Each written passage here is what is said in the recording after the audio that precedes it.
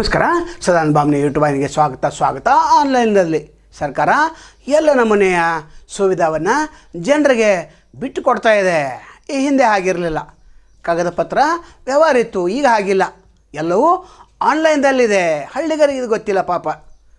ಅವರು ಏಜೆಂಟರ ಮುಖಾಂತರ ಅಥವಾ ಕಚೇರಿ ಸಿಬ್ಬಂದಿ ಮುಖಾಂತರ ಕೆಲಸವನ್ನು ಮಾಡಿಕೊಳ್ತಾ ಇದ್ದಾರೆ. ಆನ್ಲೈನ್ ಲಾಭವನ್ನು ಕೇವಲ ಸಿಟಿ ಜನ ಪಡಿತಾ ಇದ್ದಾರೆ. ಹಳ್ಳಿ ಜನರಿಗೆ ಎಲ್ಲೂ ಗೊತ್ತಿದೆ, ಆದರೆ ಇವರಿಗೆ ಲಂಚ ಕೊಟ್ಟು ಕೆಲಸ ಮಾಡೋದು ಬೇಕಾಗಿದೆ ಅಂತಲೇ ಅರ್ಥ.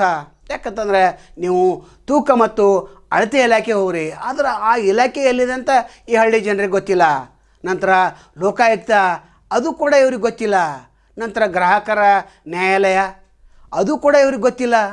ಇಲ್ಲಿ ಯಾವ ರೀತಿ ತಮ್ಮ ವಸ್ತು ಮಾರಾಟ ಆದ ನಂತರ ಮೋಸವಾಗಿದ್ದರೆ ಇಲ್ಲಿ ತಕರಾರು ಅರ್ಜಿ ಹಾಕಬೇಕು, ಅದರ ಲಾಭ ಪಡಿಬೇಕು ಅನ್ನೋದು ಗೊತ್ತಿಲ್ಲ. ಇವೆಲ್ಲ ಆನ್ಲೈನ್ದಲ್ಲಿವೆ. ನಂತರ ಮಹಿಳಾ ಮತ್ತು ಮಕ್ಕಳ ಕಲ್ಯಾಣ ಇಲಾಖೆಯಲ್ಲಿ ಯಾವ್ಯಾವ ಪೌಷ್ಟಿಕ ಆಹಾರ ಸಿಗ್ತದೆ, ಅಂಗನವಾಡಿ ಕಾರ್ಯಕರ್ತರ ಭರ್ತಿ ಹೆಂಗಾಗ್ತದೆ, ನಂತರ ಇಲ್ಲಿ ಪೌಷ್ಟಿಕ ಆಹಾರವನ್ನು ಯಾವ ರೀತಿ ಗರ್ಭಿಣಿಗೆ ಕೊಡಬೇಕಾಗ್ತದೆ, ನಂತರ ಅರ್ಜಿಯನ್ನು ಸಲ್ಲಿಸಲಿಕ್ಕೆ ಆನ್ಲೈನ್ ವ್ಯವಸ್ಥೆ ಕೂಡ ಇದೆ. ಈಗ ಏಜೆಂಟ್ರ ಮುಖಾಂತರ ಇವರು ಹಿಡಿದು ಹೋಗ್ತಾರೆ. ಆದರೆ ಏಜೆಂಟ್ರು ಏನು ಮಾಡ್ತಾರೆ ಅಂತಂದರೆ ಇವರು ಕೂಡ ಆನ್ಲೈನ್ನಲ್ಲೇ ಅರ್ಜಿ ಹಾಕ್ತಾರೆ. ನಂತರ 2,000ರಿಂದ 5,000 ತಗೋತಾರೆ. ಆದರೆ ಹಳ್ಳಿ ಜನ ಆನ್ಲೈನ್ಗೆ ಹೋದರೆ ಕೇವಲ 100ರಿಂದ 200 ರೂಪಾಯಿ ತೆಗೆದುಕೊಳ್ತು ಹೋಗ್ತಾರೆ. ನಂತರ ಕೃಷಿ ಇಲಾಖೆ ಇದೆ. ರೈತರಿಗೆ ಏನೇನು ಬೇಕು ಅದರ ಲಾಭ ಅಲ್ಲಿ ಪಡೆದುಕೊಳ್ಬೋದು. ಅರ್ಜಿಯನ್ನು ಕರೆದಿರ್ತಾರೆ, ರಸಗೊಬ್ಬರ ಸಬ್ಸಿಡಿಯನ್ನು ನೀಡಿರ್ತಾರೆ, ಸಹಾಯಕ ಕೃಷಿ ಅಧಿಕಾರಿ ಪ್ರತಿ ತಾಲೂಕಿನಲ್ಲಿರ್ತಾರೆ. ಆದರೆ ಇಲ್ಲಿ ಕೂಡ ಏಜೆಂಟರಿಂದನೇ ಇವರು ಲಾಭವನ್ನು ಪಡೆಯುವಂಥ ಪ್ರಯತ್ನವನ್ನು ಮಾಡ್ತಾ ಇದ್ದಾರೆ. ನಂತರ DC ಕಚೇರಿಯಲ್ಲಿ ಅಥವಾ AC ಕಚೇರಿಯಲ್ಲಿ, ತಹಶೀಲ್ದಾರ್ ಕಚೇರಿಯಲ್ಲಿ ಅನೇಕ ಸೌಲಭ್ಯಗಳಿವೆ. ನಂತರ 80ಕ್ಕೂ ಹೆಚ್ಚು ಸೇವೆಗಳು ಗ್ರಾಮ ಪಂಚಾಯಿತಿಯಲ್ಲಿವೆ. ಇಲ್ಲಿ ಕೂಡ ಕೆಲವು ಯೋಜನೆಗಳಿಗೆ ಆನ್ಲೈನ್ ವ್ಯವಸ್ಥೆ ಇದೆ. ನಂತರ ಜನನ ಮರಣ ಇಲ್ಲೂ ಕೂಡ ಆನ್ಲೈನ್ ವ್ಯವಸ್ಥೆ ಇದೆ. ಯಾವುದೇ ಇಲಾಖೆಗೆ ಹೋಗ್ರಿ ಅಲ್ಲಿ ಆನ್ಲೈನ್ ವ್ಯವಸ್ಥೆನೇ ಇದೆ.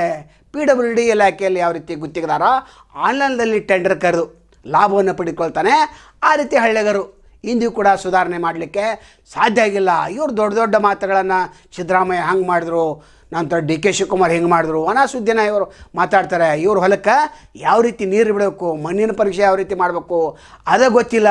ನಂತರ ಪಡಿತರ ಚೀಟಿ ಯಾವ ರೀತಿ ಪಡಿಬೇಕು ಅನ್ನೋದು ಗೊತ್ತಿಲ್ಲ. ಆಹಾರ ಮತ್ತು ನಾಗರಿಕ ಪೂರೈಕೆ ಇಲಾಖೆಯಲ್ಲಿ 7ರಿಂದ 8 ಸೇವೆದಾರ. APLನಿಂದ BPL ಯಾವ ರೀತಿ ವರ್ಗಾವಣೆ ಮಾಡೋದು ಕೂಡ ಗೊತ್ತಿಲ್ಲ ಇವರಿಗೆ. ನಂತರ ಭೂ ಇಲಾಖೆಯಲ್ಲಿ ಪೋಡಿ ಮಾಡ್ತಾರೆ. ಒಬ್ಬರ ಹೊಲ ಇನ್ನೊಬ್ಬರ ಹೆಸರಿನಲ್ಲಿ ಹಾಕ್ತಾರೆ. ನಂತರ ಮನೆ ಚೇಂಜ್ ಮಾಡ್ತಾರೆ. ನಂತರ ಅದಕ್ಕೆ ದುಡ್ಡು ಕೊಡ್ತಾರೆ. ಯಾಕಂದರೆ ಏಜೆಂಟ್ರ ಮುಖಾಂತರ ಇವರು 5ರಿಂದ 10 ಸಾವಿರ ಕೊಡ್ತಾರೆ. ಆದರೆ ಆನ್ಲೈನ್ನಲ್ಲಿ ವ್ಯವಸ್ಥೆ ಇದೆ. ಈಗ ಸಬ್ ರಿಜಿಸ್ಟ್ರಾರ್ ಕಚೇರಿಗೆ ಹೋಗಬೇಕು, ನೀವು ಒಂದು ಭೂಮಿ ಖರೀದಿ ಮಾಡಬೇಕಾದ್ರೆ ಅಲ್ಲಿ ಏಜೆಂಟ್ರ ಹಾವಳಿನೇ ಇದೆ. ನೇರವಾಗಿ ನೀವು ಆನ್ಲೈನ್ನಲ್ಲಿ ಹಾಕಿ ಸಬ್ ರಿಜಿಸ್ಟ್ರಾರ್ ಮುಂದೆ ನಾನು ಆನ್ಲೈನ್ನಲ್ಲಿ ಹಾಕಿದ್ದೇನೆ, ನನಗೆ ಇದು ವ್ಯವಸ್ಥೆ ಆಗಬೇಕಂತಂದಾಗ ಫ್ರೀದಾಗ ಆಗ್ತೈತೆ. ಅದು ಕೇವಲ ಗೌರ್ಮೆಂಟದ್ದು ಏನೋ ಒಂದು ಫೀ ಇದೆ, ಸ್ಟಾಂಪ್ ಡ್ಯೂಟಿ ಇದೆ, ಅದನ್ನು ತುಂಬಿದ್ರೆ ಸಾಕು. ಈಗ ಹಾಗಿಲ್ಲ. ಸ್ಟಾಂಪ್ ಡ್ಯೂಟಿ ಕೊಡಬೇಕು, ಅಧಿಕಾರಿಗೆ ಕೊಡಬೇಕು, ನಂತರ ಏಜೆಂಟ್ ಕೊಡಬೇಕು, ನಂತರ ವಕೀಲರಿದ್ರೆ ಅವ್ರ ಸಹಿತ ಮಧ್ಯಸ್ಥಿಕೆಯಲ್ಲಿ ಹಣ ಕೊಡಬೇಕು. ಇಷ್ಟೆಲ್ಲ ಕೊಟ್ಟು 10ರಿಂದ 15 ದಿವಸ ಕಾಯಬೇಕು. ನಂತರ ಈ ರೈತರಿಗೆ, ನಂತರ ಹಳ್ಳಿ ಜನರಿಗೆ ಯಾವುದೂ ಗೊತ್ತಿಲ್ಲ ಅಂತಲ್ಲ, ಎಲ್ಲ ಗೊತ್ತಿದೆ. ಆದರೆ ಕುತ್ತಲ್ಲಿ ನೀವು ಕೆಲಸ ಆಗಬೇಕು. ಕತ್ತಿ ಮಾತ್ರ ಭಾಳ ದೊಡ್ಡ ದೊಡ್ಡ ಕತ್ತಿಗಳನ್ನು ಹೇಳ್ತಿರ್ತಾರೆ. ಮೋದಿ ಹಂಗೆ ಮಾಡಿದ, ನಂತರ ಸಿದ್ದರಾಮಯ್ಯ ಹಿಂಗೆ ಮಾಡಿದ, ಎಲ್ಲ ಒಣ ಸುದ್ದಿನ. ಇವ್ರ ಸುದ್ದಿನ ಬಿಡ್ತಾರೆ, ಊರ ಸುದ್ದಿನ ಮಾತಾಡ್ಕೊತ ಹೋಗ್ತಾರೆ.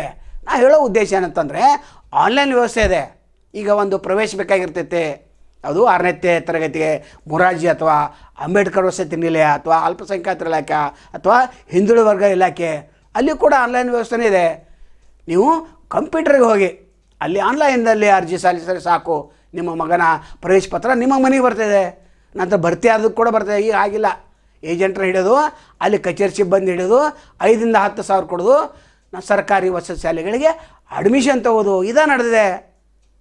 ಹಿಂದುಳಿದ ವರ್ಗ ಇಲಾಖೆ ಜಂಟಿ ನಿರ್ದೇಶಕರನ್ನ ಕೇಳ್ರಿ, ಅದನ್ನೇ ಅವ್ರು ಹೇಳ್ತಾರೆ. ಸಹಾಯಕ ನಿರ್ದೇಶಕರನ್ನ ಕೇಳ್ರಿ, ಅದನ್ನೇ ಹೇಳ್ತಾರೆ. ಹೀಗೆ 160ಕ್ಕೂ ಹೆಚ್ಚು ಸೇವೆಗಳು ಈಗ ಆನ್ಲೈನ್ದಲ್ಲಿವೆ. ಮೊದಲು ತಾಲೂಕಿನಿಂದ ಒಂದು ಹಳ್ಳಿಯಿಂದ ತಾಲೂಕು ಪ್ಲೇಸಿಗೆ ಬರಬೇಕಾಗಿತ್ತು, ತಾಲೂಕಿನಿಂದ ಜಿಲ್ಲಾ ಸ್ಥಳಕ್ಕೆ ಬರಬೇಕಾಗಿತ್ತು. ಈಗ ಹಾಗಿಲ್ಲ. ಮನೆಯಲ್ಲಿ ಕುಳಿತುಕೊಂಡು ಅಥವಾ ಗ್ರಾಮದಲ್ಲಿ ಗ್ರಾಮೋನಿವೆ. ಆ ಗ್ರಾಮೋನ್ ಸೇವೆ ಯಾವ ರೀತಿ ತೆಗೆದುಕೊಳ್ಬೇಕಂತ ಗ್ರಾಮಸ್ಥರಿಗೆ ಗೊತ್ತಿಲ್ಲ. 10 ಹಳ್ಳಿಗೆ 15ರಿಂದ 20 ಗ್ರಾಮವನ್ನವೇ, ದೊಡ್ಡ ಹಳ್ಳಿ ಇದ್ದರೆ 3-4 ಗ್ರಾಮೋನ್ ಸೇವೆ. ಸರ್ಕಾರ ಏನು ಹೇಳ್ತಿದೆ ಅಂದರೆ, ನಿಮಗೆ ಕುಳಿತಲ್ಲೇ ನಿಮ್ಮ ಮನೆಯ ಬಾಗಿಲಿಗೆ ನಾವು ಸೇವೆಯನ್ನು ಸಲ್ಲಿಸ್ತಾ ಇದ್ದೇವೆ, ಇದರ ಸದುಪಯೋಗ ಪಡೆದುಕೊಳ್ಬೇಕಂತ ಹೇಳ್ತಿದ್ರೆ. ಆದರೆ ಇದರ ಅರ್ಥ ಏನಂತಂದರೆ, ಮನೆಯಲ್ಲಿ ಕೂತು ಆನ್ಲೈನ್ದಲ್ಲಿ ಅರ್ಜಿ ಹಾಕ್ರಿ, ನಾವು ನಿಮ್ಮ ಮನೆಗೆ ಪ್ರವೇಶ ಪತ್ರ ಕೊಡ್ತೇವೆ, ರೇಷನ್ ಕಾರ್ಡ್ ಕೊಡ್ತೇವೆ, ಎಲ್ಲ ಸೌಲಭ್ಯಗಳನ್ನು ನಾವು ಕೊಡ್ತೇವೆ ಅಂತ ಹೇಳ್ತಾರೆ ಸರ್ಕಾರದವರು.